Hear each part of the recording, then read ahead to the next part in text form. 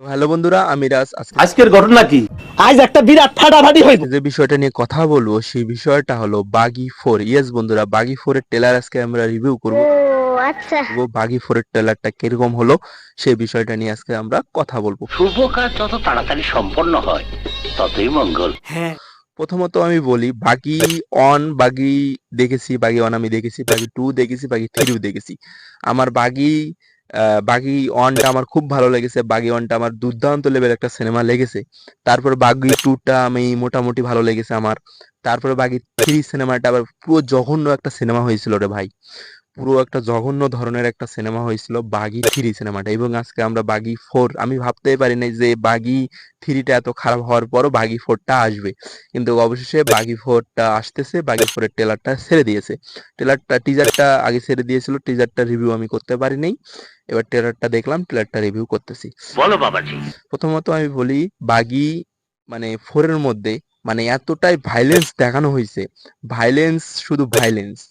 পুরো সিনেমার মধ্যে এতটাই ভাইলেন্স দেখা, রক্তারক্তি, এই অক্কুবাসে ওয়াই অক্কুবাসে, পুরো সিনেমার মধ্যে খালি কোবা কুবি বেরে ভাই। আহারে, কি কন? সিনেমার গল্প যদি আমি বলি, কি কয়, টাইগার শ্রফের ক্যারেক্টারটা একটা মেয়েকে ইমাজিন করে যে একটা মেয়ে আছে, তাকে সে ভালোবাসছিল। কোনো না কোনো কারণে তাদের একটা সে মেয়েটা হয়তো মারা যায়। এরকম কিছু হয় তার জীবনে ঘটে। তারপরে অন্য সব ক্যারেক্টার গুলো মনে করে যে ওই মেয়েটা বাস্তবে ছিলই না, ওটা একটা হ্যালুসিনেশন। পুরো এই এটাই গল্প। এবং একটা সিনে আমরা দেখতে পাই মেয়েটাকে, কি কয়, সঞ্জয় দত্তের ক্যারেক্টারটা আটকে রেখেছে। ইয়েস বন্ধুরা, একটা ঘরের মধ্যে আটকে রেখেছে এবং তাকে তার মধ্যে ওখানে একটা বাঘ ছেড়ে দিয়েছে এবং ওখানে আটকে রেখেছে, এটা দেখানো হয়। আমার মনে হয় অনেক কারণ আছে। আমি আপনাকে প্রথম থেকে বলি, এখন হয়তো এটা হতে পারে যে সঞ্জয় দত্তের ক্যারেক্টারটা মেয়েটাকে হয়তো মেরে ফেলেছে, বা কোনো না কোনো ঘটনা ঘটেছে তার জীবনে, সে মেয়েটাকে হয়তো মেরে ফেলেছে। এই কারণে তার রিভেঞ্জ নেওয়ার জন্য এই তোমার হলো টাইগার শ্রফের ক্যারেক্টারটা তাকে খুঁজতেছে। এরকম হতে পারে।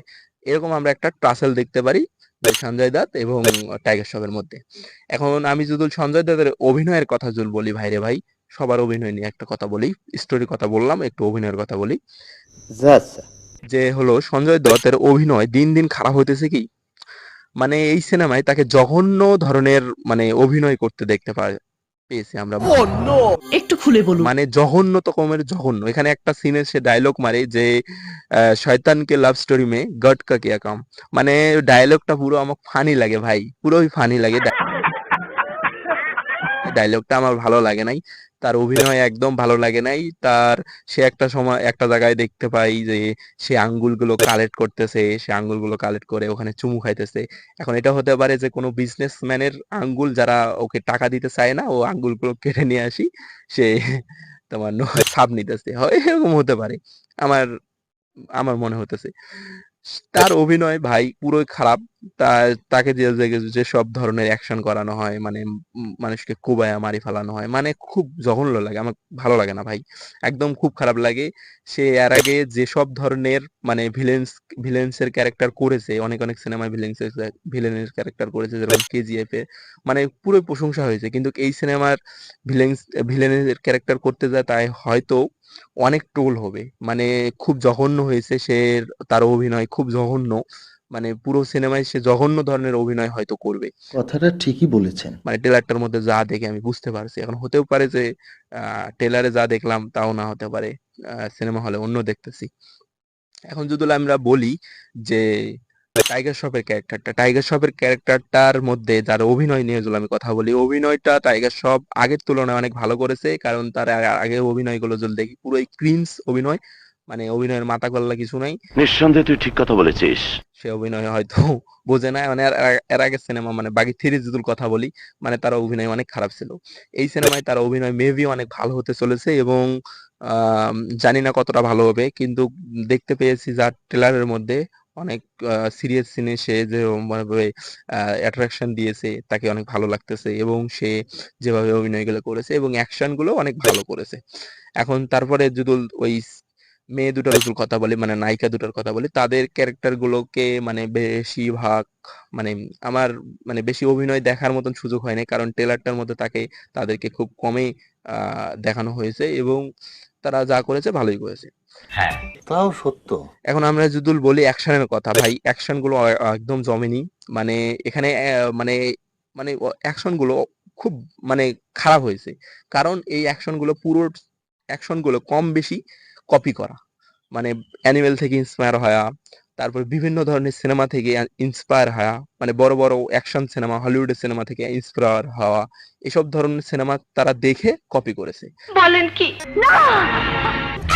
মানে কি লাগে ভাই, কেন আজকালকার দিনেও কপি? এবং এখানে আমরা অ্যানিমেলে যেরকম দেখতেছি মুখোশ পরে ফাইটিং করতেছে, এখানেও সেরকম মুখোশ পরে ফাইটিং করতেছে, মানে পুরোই ক্রিঞ্জ ক্রিঞ্জ বিষয়টা হইতেছে এখানে। খুব খারাপ হয়েছে ট্রেলারটা আমার ভালো লাগে নাই। এবং অ্যাকশন যদি বলি, একটু অ্যাকশন ভালো লেগেছে কোথায় আমি বলি, শেষের দিকে যখন তাদের আইকনিক গানটা বলা হয়, যে আইকনিক গানটা যখন শুরু হয়, যে গেট রেডি টু ফাইট, ওখানে আমার একটু অ্যাকশন গুলো ভালো লেগেছে। আমি বিশ্বাস করি না। তাছাড়া গোটা ট্রেলারের মধ্যে অ্যাকশন গুলো খুব জঘন্য হয়েছে, ভাইলেন্স খালি ভাইলেন্স দেখানো হয়েছে। ভাইলেন্সের তো একটা রিজন থাকে, মানে একটা সিনেমায় যদি সারাক্ষণ আমি ভাইলেন্সে দেখাই, তার কোনো কারণ নাই, এটা হতে পারে না। এরকম হলে পুরোটাই সিনেমা কেউ দেখতেই চাবে না, ওই সিনেমা অনেক খারাপ। মানে একটা সিনেমার মধ্যে কখন আমাদের ভাইলেন্স ভালো লাগে, দর্শকদের ভাইলেন্স কখন ভালো লাগে? যখন স্টোরির মধ্যে দম থাকে, যখন কিসের কারণে সেই ক্যারেক্টারটা অ্যাকশন করতেছে, কিসের কারণে এতটা ভাইলেন্স হয়ে উঠতেছে, কিসের কারণে এসব করতেছে, তার যদি রিজন থাকে তাহলে আমাদেরকে ভাইলেন্স গুলো ভালো লাগে, আর যদি কোনো না রিজন থাকে তাহলে আমাদেরকে ভালো লাগবে না। কথা কি ক্লিয়ার না ভেজাল আছে?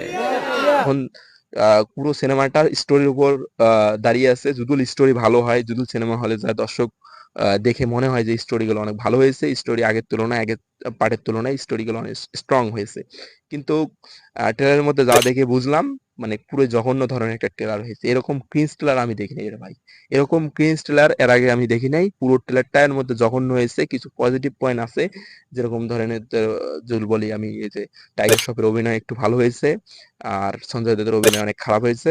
আর যদি বলি যে সিনেমার গানগুলো একটু হলেও ভালো আছে, আগের পার্টের তুলনায় একটু গানগুলো অনেক ভালো হয়েছে। আর অ্যাকশন যদি বলি, অ্যাকশন জঘন্য হয়েছে ভাই, পুরোই জঘন্য হয়েছে। তো এই ছিল পুরো বিষয়টা। ভিডিওটা ভালো লাগলো অবশ্যই লাইক করবেন, কেমন করে শেয়ার করবেন, আমাদের চ্যানেল নতুন হলে চ্যানেলটাকে সাবস্ক্রাইব করবেন। Bye bye.